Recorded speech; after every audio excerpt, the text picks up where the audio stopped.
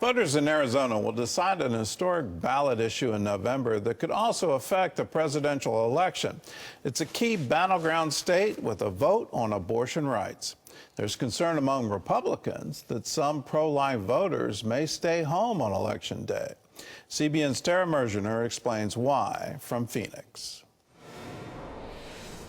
Amid stunning desert landscapes and peaceful red rock vistas, a political drama is unfolding.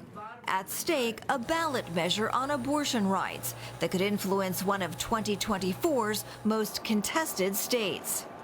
Proposition 139 seeks to allow abortions up to 24 weeks, overturning the state Supreme Court's decision to reinstate a 15-week limit.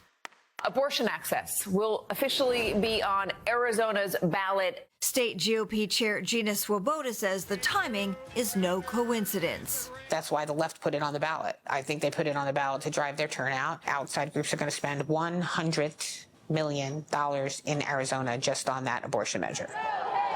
The legal landscape has grown more turbulent here since the U.S. Supreme Court overturned Roe v. Wade in 2022, eliminating the federal right to abortion.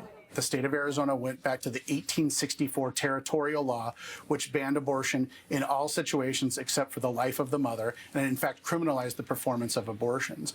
We saw very quickly that particularly Republicans in swing areas saw that that was likely an untenable position to be competitive in their overall races. According to a CBS poll, 65% of Arizonians favor making abortion a constitutional right. Roe v. Wade was an abomination. But in the meantime, we sort of lost the culture. People didn't understand why every life has value, why every life should be protected.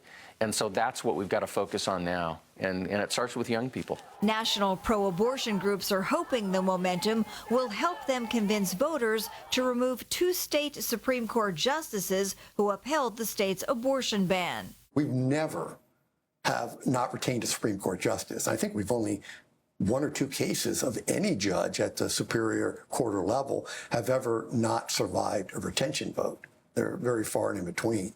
Another issue that kind of elevates some down ballot issues.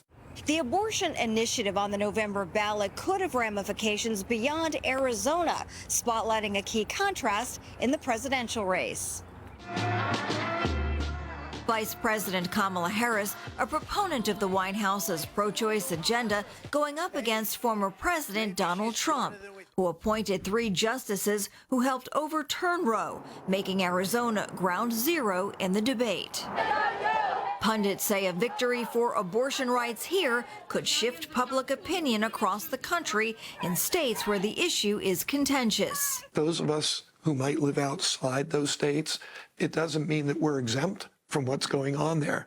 We still have a stake in that battle. While the debate is seen as mobilizing Democrats, pro-life advocates fear a large portion of their key voting bloc will not turn out.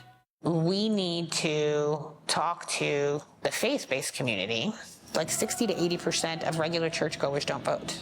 If this issue is your issue, you need to vote, you need to register. A new Arizona Christian University poll reveals that a third of evangelicals nationwide do not participate in elections, potentially costing Republicans millions of votes. It's a major battleground. This is one of those states that needs a lot of prayer from Christians around the country. If we're going to see America turn back to God, we've got to be looking at states like Arizona, because this is where the front lines are of that political and social battle and spiritual battle. In a state where politics and the life issue intersect, Arizona's decision on November 5th could have far-reaching consequences, lasting long after the election. In Phoenix, Arizona, Mergener, CBN.